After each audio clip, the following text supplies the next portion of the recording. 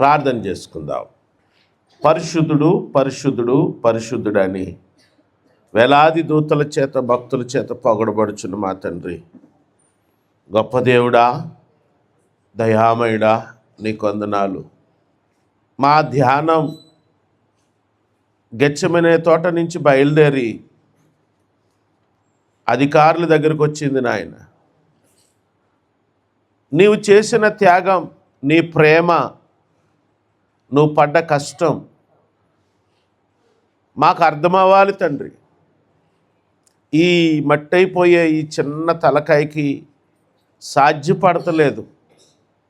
పరిశుద్ధాత్మ దేవుడా, మీరే మాకు బోధించండి. మీ ప్రేమను అర్థం చేసుకోవడం మాకు నేర్పించమని యేసు నామమున ప్రార్థిస్తున్నాం తండ్రి, ఆమేన్. ప్రభునందు ప్రియమైన సహోదరి సహోదరులారా, మన జీవితంలో ఏదైనా ఆశీర్వాదకరమైన విషయం ఏదైనా ఉందంటే మన మనస్సును యేసయ్య వైపు తిప్పడానికి ప్రయత్నం చేయడమే. ఆశగల ప్రాణాన్ని ఆయన తృప్తిపరుస్తాడు. దేవుని ఎడల ఆసక్తి ఉన్న వాళ్ళు ఐశ్వర్యవంతులు అవుతారు. అసలు మన దరిద్రం పోవడానికి ఏకైక మార్గం మనం దేవునికి దగ్గర అయిపోవడమే. మనకున్న ప్రతి సమస్యకు పరిష్కారం యేసయ్య దగ్గర ఉంది. మనం ఆయన దగ్గరికి వెళ్ళాలి. అక్కడికి వెళ్ళకుండా ఎక్కడికో వెళ్ళిపోతున్నాం మనం. ఈ రోజున గెత్సెమనే తోటలో ఆయనను బంధించి ఆయన దౌర్జన్యంగా కొట్టుకుంటూ ఈడ్చుకుంటూ మొదట అన్నా దగ్గరికి తీసుకొచ్చారు. ఆ తర్వాత అన్నా దగ్గర నుంచి యేసుక్రీస్తు వారు అన్న మాట అన్నాకి భయం వచ్చింది, ఆయనకు గుచ్చుకుంది. సరే అని తన అల్లుడైన కయపా దగ్గరికి తీసుకొచ్చారు. కయపా చాలా ట్రిక్కీగా మోసపూరితంగా మాట్లాడుతూ యేసయ్యను ధర్మశాస్త్రం ప్రకారంగా నేరస్తుడిగా చూపించడానికి ప్రయత్నం చేశాడు.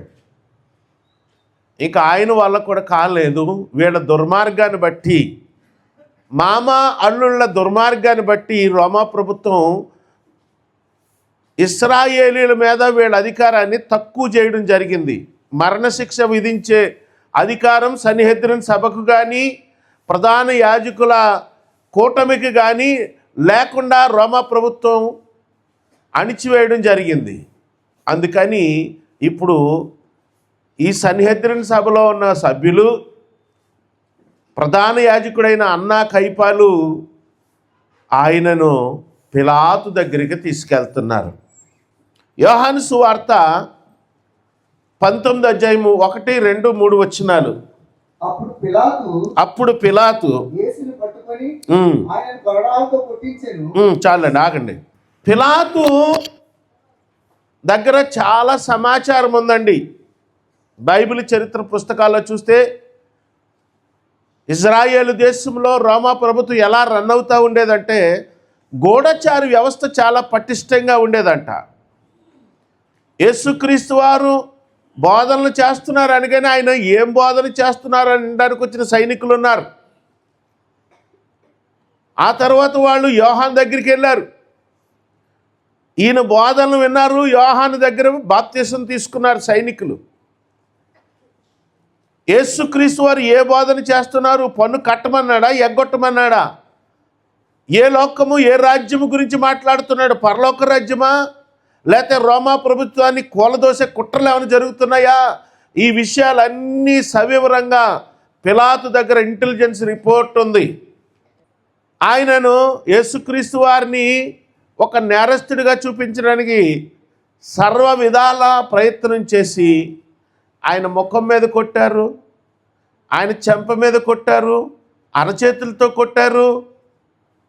2 చేతులు బంధించి ఒక నేరస్తుడిని తీసుకొచ్చినట్టు పిలాతు దగ్గరికి తీసుకొచ్చారు. పిలాతు మాట్లాడుతున్నాడు, పిలాతు ప్రశ్నిస్తున్నాడు.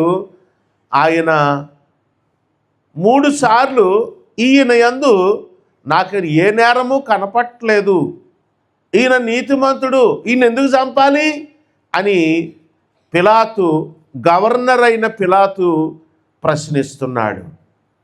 చివరికి పిలాతుకి అర్థమైంది ఏంటంటే వీళ్ళు ఎలాగోలని తృప్తిపరచాలి, వీళ్ళ ఉద్రేకాన్ని ఆపాలి అని చెప్పి యోహాను సువార్త 19:1 సైనికులకు ఆజ్ఞ ఇస్తాడు, ఈయన్ని కొరడాలతో కొట్టండి అని. ప్రభునందు ప్రియమైన సహోదరి సహోదరులారా, అమెరికాలో హాలీవుడ్ డైరెక్టరు మెల్ గిబ్సన్ అనే అతను ఒక శనివారం పూట తన పరిస్థితి ఏం బాగోలేదు, ఈ నటన ఈ సినిమాలు తీసే విషయంలో నష్టాల్లో ఉన్నాడు, భయంకరమైన పరిస్థితి, మనసులో లేదు, ఆర్థిక పరిస్థితి బాగోలేదు. తన కారు మీద అలాగే వెళ్తుంటే ఒక ఇల్లు ఖాళీ చేసేవాళ్ళు ఆ ఖాళీ చేసిన ఆ వస్తువులన్నీ వాళ్ళకి అక్కర్లేని, అమెరికాలో ఈ సాంప్రదాయం ఉంది, వాళ్ళకి అక్కర్లేని వస్తువులన్నీ అలాగ పేర్చేసి వాటి మీద రేటు రాసేస్తారు. ఎవడైనా రావచ్చు, చూడొచ్చు, ఆ రేటు నచ్చితే కనుక ఆ వస్తువు తీసుకుని డబ్బులు ఇచ్చేసి వెళ్ళిపోవచ్చు. ఈ మెల్ గిబ్సన్ అనే హాలీవుడ్ డైరెక్టరు అలాగెళ్తూ చూస్తే చాలా పుస్తకాలు ఉన్నాయి. ఇదేంటబ్బా అని వెళ్ళి చూస్తే అవన్నీ యేసుక్రీస్తు వారి గురించిన పుస్తకాలే. అసలు బైబిల్కి సంబంధించిన చరిత్ర పుస్తకాలు, వ్యాఖ్యాన పుస్తకాలు, అసలు కనీ విని ఎరుగని అసలు ఇన్ని రకాల పుస్తకాలు ఉంటాయని ఆయనకు కూడా తెలియదు. మెల్ గిబ్సన్ అనే అతను క్రైస్తవుడు. మళ్ళా ఈ దొరుకుతాయో దొరకవో అని తన ఆర్థిక పరిస్థితి బాగోపోయినా వాటన్నిటిని కలిపి కొనేసుకున్నాడు. ధ్యానం చేయడం మొదలుపెట్టాడు, చదవడం మొదలుపెట్టాడు. యేసుక్రీస్తు వారి శిలువ గురించిన అనేకమైన విషయాలు, రోమన్ క్యాథలిక్ వాళ్ళు నమ్మేవి ఏంటి, ఆర్థడాక్స్ వాళ్ళు నమ్మేది ఏంటి, ప్రొటెస్టాంట్ వాళ్ళు నమ్మేది ఏంటి, యూదులు నమ్మేది ఏంటి, ముస్లింలు ఏమనుకుంటున్నారు, ఇవన్నీ స్టడీ చేసి ఒక రోజున ఇదే విషయాన్ని నేను సినిమా తీయాలి అని నిర్ణయం తీసుకున్నాడు. అతను వ్యాఖ్యానం, ఇన్ని పుస్తకాలు, ఇంత శ్రమ కోర్చి, ఇంతమంది రచయితలు, ఎడిటర్లు, దానికి సంబంధించిన వాళ్ళు టీము కొన్ని అద్భుతమైన ఈ ప్రపంచంలో స్టాండర్డ్ కొన్ని వ్యాఖ్యానాలు చేయడం జరిగింది. ఈ మెల్ గిబ్సన్ తీసిన ఈ సినిమాను అమెరికాలో ఉన్న యూదులు ఇది మమ్మల్ని దుర్మార్గులుగా క్రియేట్ చేయడానికి తీసిన సినిమా, యేసుక్రీస్తు వారికి అంత హింస జరగలేదు, యూదులంత దుర్మార్గులు కాదు అని కేసు వేయడం జరిగింది. ఈ మెల్ గిబ్సన్ అనే ఆయన ప్యాషన్ ఆఫ్ జీసస్ క్రైస్ట్ అనే సినిమా మాస్టర్ కాపీని తీసుకుని పోప్ పాల్ గారి దగ్గరికి వెళ్ళారు. ఆయన చూపించాడు, ఈ ప్రపంచంలో క్రైస్తవ్యం గురించి ఎవరైనా స్టేట్మెంట్ ఇస్తే అది తీర్పుగా తీసుకుని ఆ కేసును అక్కడి నుంచి తీసేసే పద్ధతి ఒక పోపు గారికి మాత్రమే ఉంది. ఆయన అన్నాడు, it is as it was, ఇది ఎలాగుందంటే అప్పుడులాగే ఉంది, యాజ్ ఇట్ ఈజ్గా ఉంది. యేసుక్రీస్తు వారికి ఎంత అన్యాయం జరిగిందో, ఎంత క్రూరంగా ఆయన హింసించారో అలాగే ఉందని చెప్పగానే ఆయన మీద ఉన్న కేసులు అన్నీ తీసివేయడం జరిగింది. ప్రభునందు ప్రియమైన సహోదరి సహోదరులారా, యేసుక్రీస్తు వారు పొందిన కష్టాలు, ఆయన పొందిన హింస, ఆయనకు జరిగిన అవమానాలు ఇవన్నీ నిజాలండి. బైబిల్ చెప్తుంది, చరిత్ర పుస్తకాలు చెప్తున్నాయి. ఇక్కడ పిలాతుకు అర్థమైంది ఏంటంటే వీళ్ళు చేసే నేరారోపణలు ఏవి నిజాలు కాదు. వీళ్ళని సాటిస్ఫై చేసి యేసు ప్రభు ప్రాణాన్ని కాపాడుదామని పిలాతు కొరడా దెబ్బల శిక్ష విధించాడు. యోహాను సువార్త 19:1 అప్పుడు పిలాతు యేసును పట్టుకొని ఆయనను కొరడాలతో కొట్టించాడు. చాలండి. ఈ కొరడాల దెబ్బ అనేది 2 రకాలుగా ఉన్నాయి. ఒకటి, ఒక రకమైన కొరడా కోడితో కొడితే చర్మం చిట్లుతుంది, చాలా నొప్పి ఉంటుంది. ఇంకో రకం కొరడా ఉందండి. ఇప్పటికీ వాటికన్లోను, ఇప్పటికీ మధ్యాసియా ప్రాంతంలోని మ్యూజియంలో ఆ రోజుల్లో శిక్షకు వాడిన కొరడాలు ఎప్పటికీ ఉన్నాయి. ఇరిగిన ఎముకలు కట్టడం, ఈ గాలం కొక్కేలు కట్టడం, వాటితో బలంగా ఒక్కసారి ఈప్ మీద కొడతారు. చరిత్రకారులు ఈ passion of Jesus Christ cinema తీయడానికి ట్రైల్ వేసినప్పుడు చర్మము లాంటిది ఈప్ మీద వేసి ట్రైల్ వేశారు. నిజమైన కొరడా కృత్రిమమైన చర్మంతో ఒకసారి ట్రైల్ వేస్తే ఇంచుమించుగా 200 చోట్ల లోపలికి దిగిపోయి చర్మాన్ని చీల్చుకుంటూ చిన్ని చిన్ని మాంసపు తుంపర్లతో సహా బయటకు వచ్చిందంట. చాలా భయంకరమైన పరిస్థితి. మానసికంగా బలహీనమైన వాళ్ళైతే మెంటల్ వస్తుందంట. అంత భయంకరమైన పరిస్థితిలో ఆయనను కొరడాల శిక్ష విధించారు. ప్రభునందు ప్రియమైన సహోదరి సహోదరులారా, భక్తులు చెప్పిన మాటల ప్రకారంగా ఆయన ఈపంతా గాయాలమయమైపోయిందంట. రక్తము ధారలుగా కారిందంట. 2 అడుగుల ఎత్తైన ఒక స్తంభం ఉంటే ఆ స్తంభానికి ఈ చేతులు రెండిటిని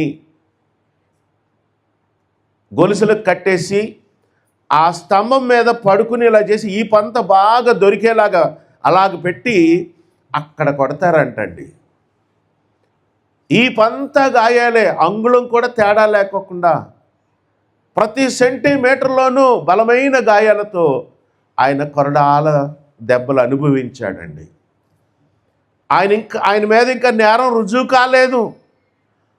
ఆయన తప్పు చేశాడని ఎక్కడా ఎవరు అనలేదు. పైగా పిలాతు 3 సార్లు ఈయన యందు నాకు ఏ నేరము కనపట్లేదు, ఈయన నీతిమంతుడు అని చెప్తున్నాడు.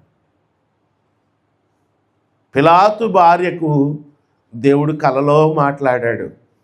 ఆవిడ లెటర్ రాసింది, ఆ నీతిమంతుని జోలికి వెళ్ళొద్దు అని చెప్పింది. యాక్చువల్గా ఈ పిలాతు భార్యకి ఏదన్నా విభేదాలు ఉంటే కనుక ఆ వంకెట్టుకుని ఆవిడని జైలుకి పంపించేయచ్చు. కానీ పిలాతు భార్య ఎవరో తెలుసా? చక్రవర్తి కుమార్తె.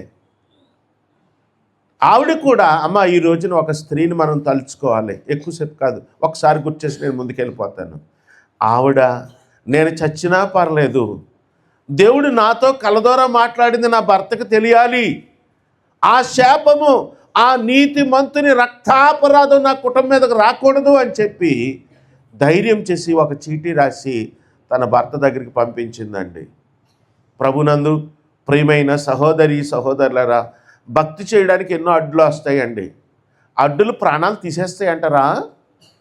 అడ్డులు చాలా అడ్డులు వస్తున్నాయి. అడ్లు ప్రాణాలు తీసేస్తాయా? మనం ఏమైనా తప్పు చేస్తున్నామా? ఎన్నో అడ్డులు వస్తాయి. ఆ అడ్డులు ప్రాణం తీసేస్తాయా?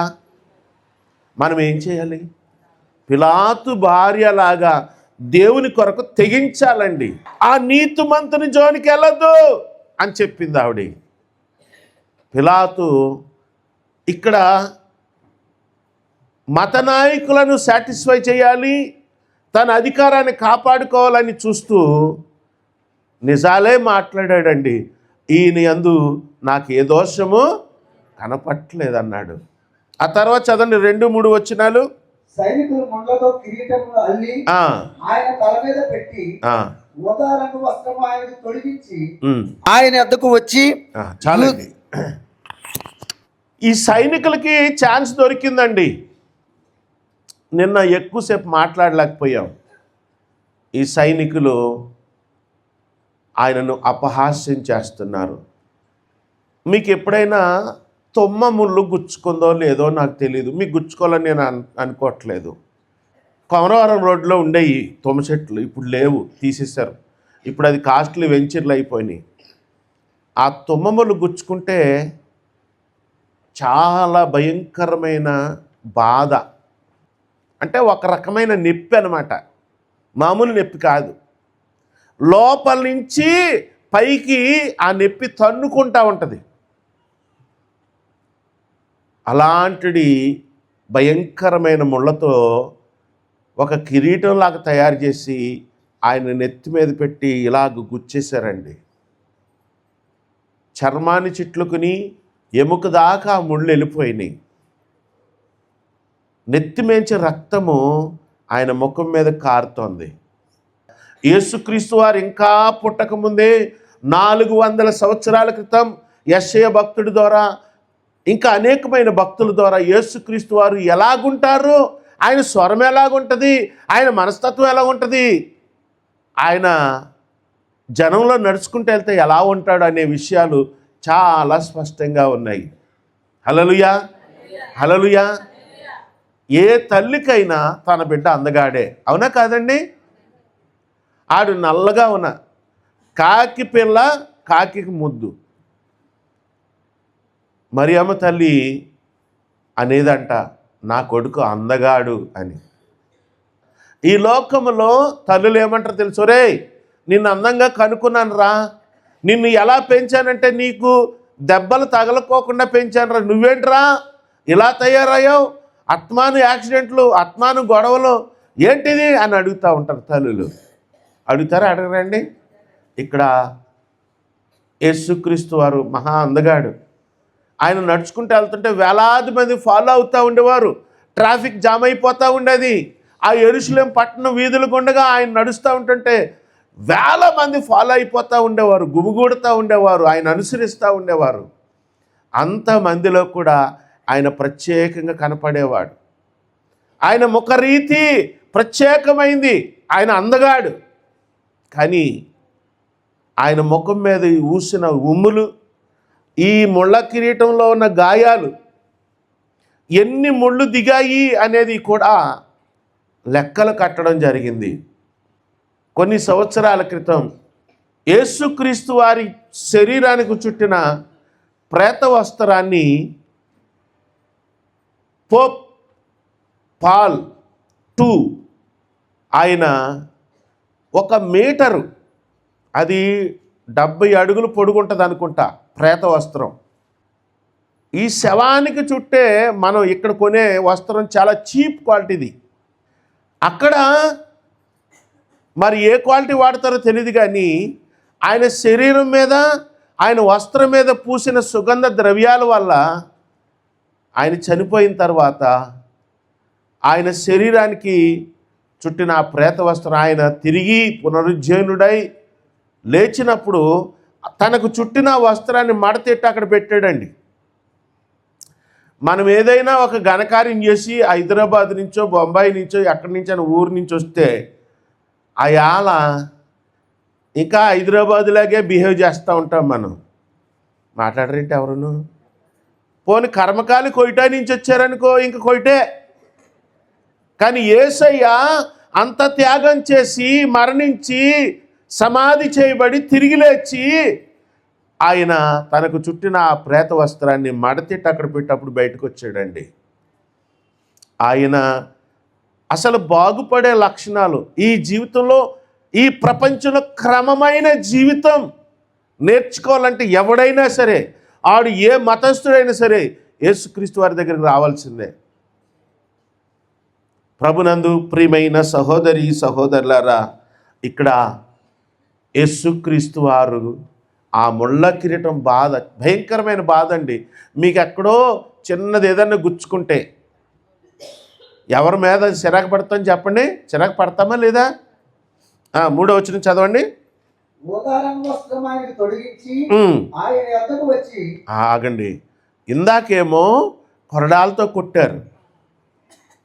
ఆ షర్ట్ని, ఆ అంగీని తీసేసేటప్పుడు ఈ సైనికులు మర్యాదగాను మెల్లిగాను, ఇప్పుడు మనకి ఏదైనా గాయమైంది, గాయాన్ని కట్టారు, ఆ గాయంలోంచి రక్తము ఇవన్నీ కలిపి అక్కడ గట్టిగా తయారవుతాయి కదండి కట్లు.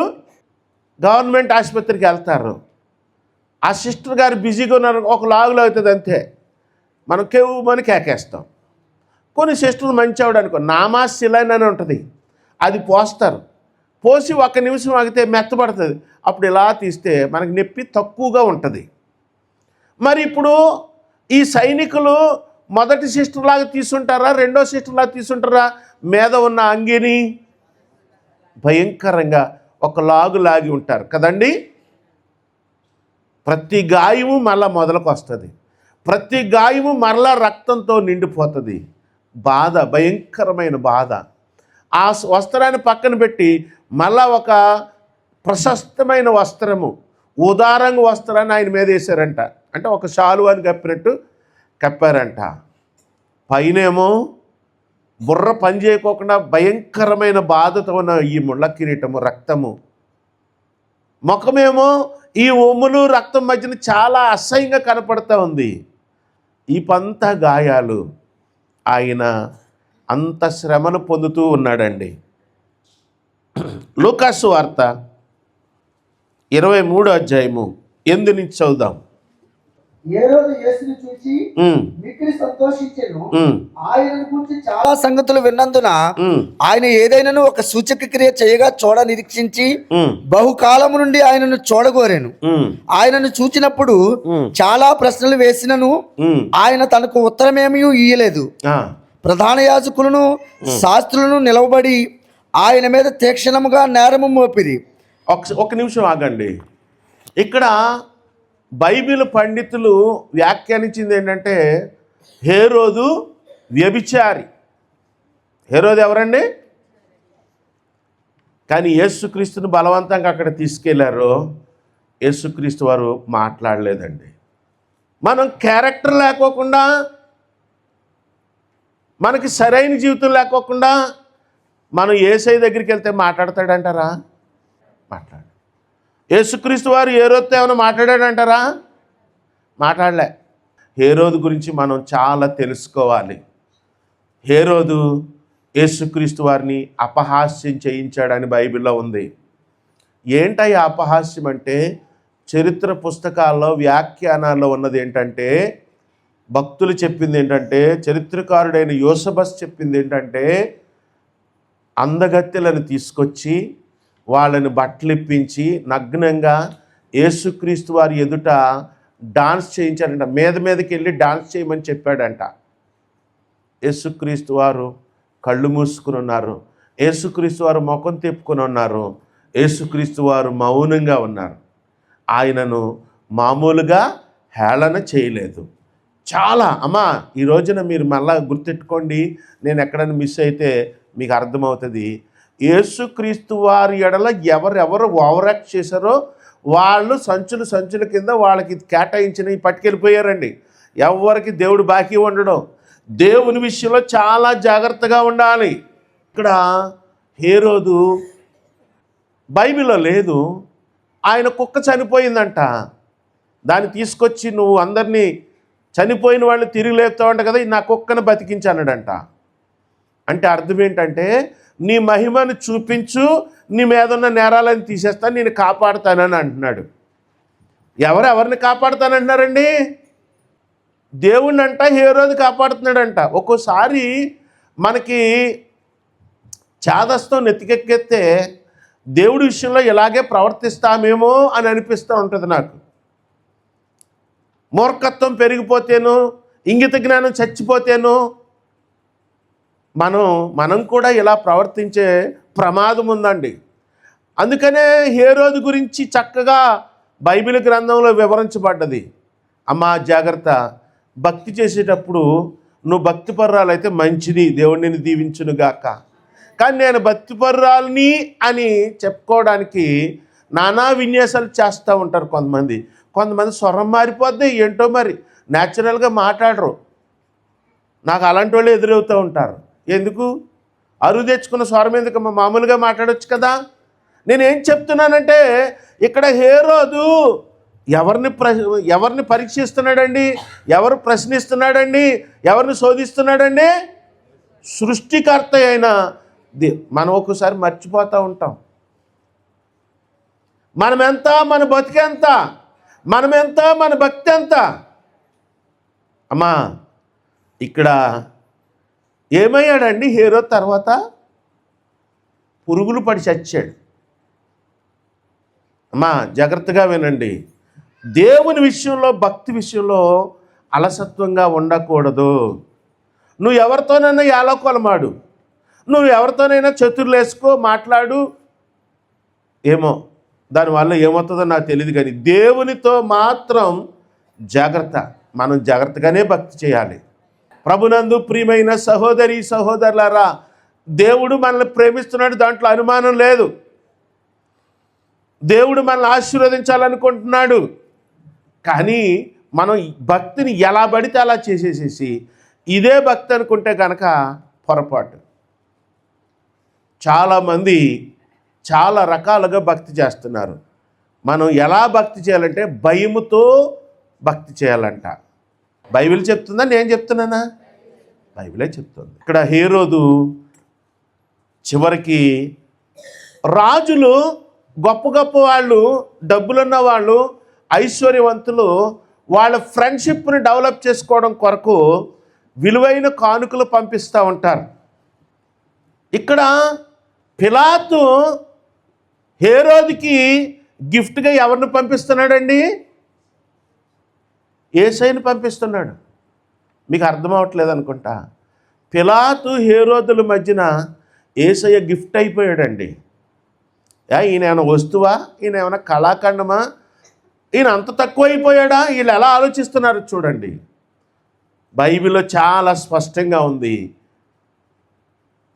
హేరోదు యేసయ్యను చూడాలనుకున్నాడు, యేసయ్య చేసే మహిమలు చూడాలనుకున్నాడు. పిలాతు యేసయ్యను హేరోదు దగ్గరికి పంపించాడు. హేరోదు అవమానాలన్నీ చేసి మళ్ళా యేసయ్యను పిలాతు దగ్గరికే పంపించిన తరువాత ఆ రోజు నుంచి వాళ్ళిద్దరి మధ్యన స్నేహం బలపడ్డదంట.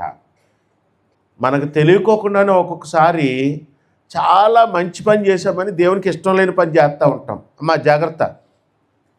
యేసు ప్రభువుని వస్తువులా వాడకండి. భక్తిని శ్రద్ధగా చేయండి, భయంతో చేయండి. ప్రభునందు ప్రియమైన సహోదరి సహోదరులారా, లూకా సువార్త 23:13 నుంచి చదవండి. హేరోదు తన సైనికులతో కలిసి ఆయనను తృణీకరించి అపహసించి ఆయనకు ప్రశస్తమైన వస్త్రము తొడిగించి పిలాతు వద్దకు మరలా పంపెను. అంతకు ముందు హేరోదును పిలాతును ఒకరినొకడు శత్రువులై ఉండి ఆ దినముననే ఒకరినొకడు మిత్రులైరి. కంటిన్యూషన్. అంతడు పిలాతు ప్రధాన యాజకులను, అధికారులను, ప్రజలను పిలిపించి ప్రజలు తిరుగుబడినట్లు చేయుచున్నాడని మీరు మనుష్యుని నా ఎద్దుకు తెచ్చితిరే, ఇదిగో నేను మీ ఎదుట అతనిని విమర్శింపగా మీరు అతని మీద మోపిన నేరములలో ఒక్కటైనను నాకు కనబడలేదు. ఏ రోజులకు కూడా కనబడలేదు. చాలండి, ఆగండి. యేసుక్రీస్తు వారు నిరపరాధి అని పిలాతు 3 సార్లు అన్నాడు. హేరోదు కూడా అన్నాడు. మరలా పిలాతు అన్నాడు, ఇదిగో నేను ఇందాక 3 సార్లు అన్నాను కదా, మళ్ళా హేరోదు దగ్గర పంపించాను కదా. హేరోదు చెప్తున్నాడు, నేను చెప్తున్నాను, మళ్ళా చెప్తున్నాం, ఈయన యందు మాకే దోషము కనపడలేదు, మీరేమో చంపేయమంటున్నారు, ఏంటయ్యా ఇది అని. అమ్మా, ఈరోజు వాక్యాన్ని ముగించుకునే ముందు ఈ పిలాతు మనుషులకు లొంగిపోయాడు. ఒక్కొక్కసారి మనం దేవుడు కావాలా, మనుషుల మెప్పు కావాలా అని డిసైడ్ అవ్వాల్సిన పరిస్థితులు ఉంటాయి. నా స్నేహితుడు అక్కడ ఉన్నాడు, హిందూ బ్యాక్గ్రౌండ్ నుంచి ప్రభువుని అంగీకరించాడు, రాజకీయంగా చాలా మంచి భవిష్యత్తు ఉంది, ఈ తణుకు పట్టణానికి చైర్మన్ కావలసిన హోదాలో ఉన్నాడు. వాడికి ఎమ్మెల్యే గారు అలవాటుగా కొబ్బరికాయ ఇచ్చి కొట్టరా అన్నాడు. వాడు ఏమన్నాడు తెలుసా? నేను ప్రభువుని అంగీకరించానండి, నేను హిందువునే, నేను పూజలు చేసేవాడు, కానీ ఇప్పుడు నేను ఈ కొబ్బరికాయలు కొట్టడం మానేశానండి అని చెప్పాడు. పెద్దోళ్ళు కూడా వెళ్తున్నప్పుడు వాళ్ళకు అనుకూలంగా మాట్లాడాలి, పెద్దోళ్ళకి కూడా వెళ్తున్నప్పుడు వాళ్ళు చెప్పింది చేయాలి, వాళ్ళని సంతోషపరచాలి, అప్పుడే భవిష్యత్తు ఉంటుంది. వీడేమైనా తెలివి తక్కువ అనుకున్నారు, అన్నీ తెలుసు. కానీ వాడు డిసైడ్ అయ్యాడు, నేను యేసయ్యే కావాలి, నాకు వీళ్ళు నన్ను చైర్మన్ చేసినా పర్లేదు, చేయకపోయినా పర్లేదు, నేను నరకానికి వెళ్ళకుండా ఉంటే చాలు అనుకున్నాడు. ఒక్కొక్కసారి మనం క్రైస్తవులు అని చెప్పడానికి సిగ్గుపడతా ఉంటాం, నలుగురితో అలాగా కొట్టుకుపోతూ ఉంటాం మనం. ఈ రోజున పిలాతు ప్రజల మెప్పు కోసం, తన పదవిని కాపాడుకోవడం కోసం, రాజకీయ కారణాల వల్ల అన్యాయమని తెలిసిన 1, 2, 3, 4, 5 సార్లు తన నోటే చెప్పినా యేసయ్యకు మరణశిక్ష విధించి మీ ఇష్టం వచ్చినట్టు మీ ఆచారం ప్రకారంగా మా పోలీసుల సహాయంతో ఇతన్ని చంపేసుకోండి అని చెప్తున్నాడన్న. ప్రభునందు ప్రియమైన సహోదరి సహోదరులారా, మనము ఈ శిలువ యాత్రలో మొదటి భాగాన్ని దాటి రెండో స్థలంలోకి వెళ్ళిపోతున్నాం. మనం చాలా సీరియస్ అండి. మీరు ఈ రోజునైనా ఎప్పుడైనా మీకు వీలైనప్పుడు ఒక అరగ్లాసుడు మంచినీళ్ళు తాగండి. ఎందుకంటే బాడీ స్టేబుల్ అవుతుంది. ఒక అరగ్లాసు మంచినీళ్ళు ఎక్కువ తాగకూడదు. మళ్ళా కూర్చోండి ఒక పావు గంట లేక 10 నిమిషాలు మీ మనసుని యేసయ్య దగ్గరికి తీసుకెళ్ళండి. మరి మనం కూర్చుని మనల్ని చేసి ఇంతవరకు కాచి కాపాడి ఇన్ని మేలు చేసి ఆయన గనక మనల్ని గుర్తుపెట్టుకోకపోతే పుట్టిన మనకి బట్టలు కడతారంటారా, చుడతారంటారా? కడతాకి చుడతాకి తేడా ఉంది. ఆయన గుర్తుపెట్టుకుంటే మన కేకేసి బతికాము, అప్పుడు కడిగి బట్టలు తొడుగుతారు. లేదనుకోండి ఏం చేస్తారు? చుడతారు, చుట్టి తీసుకుపోతారు. ఆయన మన కొరకు ఆలోచనలు కలిగి ఉన్నాడు, మనల్ని ప్రేమిస్తున్నాడు, మనల్ని కాపాడుతున్నాడు. ఆయన కొరకు నిలబడదామా? ఈ తాటాకి చప్పుళ్ళకి భయపడదామా? ప్రశ్న. ప్రార్థన చేసుకుందాం. ప్రభువా, నీకు వందనాలు నాయనా. పేతురులాగా పిలాతులాగా కాకోకుండా, హేరోదులాగా కాకోకుండా, పేతురులాగా నీ వైపు తిరిగి పశ్చాత్తాపడి నిన్ను వెంబడించే వారిగా మమ్మల్ని తయారు చేయండి. ఈ లోకంలో ఎన్నో ఇబ్బందులు వస్తూ ఉంటాయి, ఎన్నో అభ్యంతరాలు వస్తాయి. ఎంతోమంది మమ్మల్ని నిరుత్సాహపరచడానికి ప్రయత్నం చేస్తున్నారు. ప్రభువా, ఈరోజు అన్నిటిని దాటుకుని నీ దగ్గరికి వచ్చిన నీ బిడ్డలను కాపాడండి. వారి ప్రార్థన విన్నపాలను అంగీకరించండి. ప్రభువా, సహాయం దయచేయమని యేసు నామమున ప్రార్థిస్తున్నాం తండ్రి.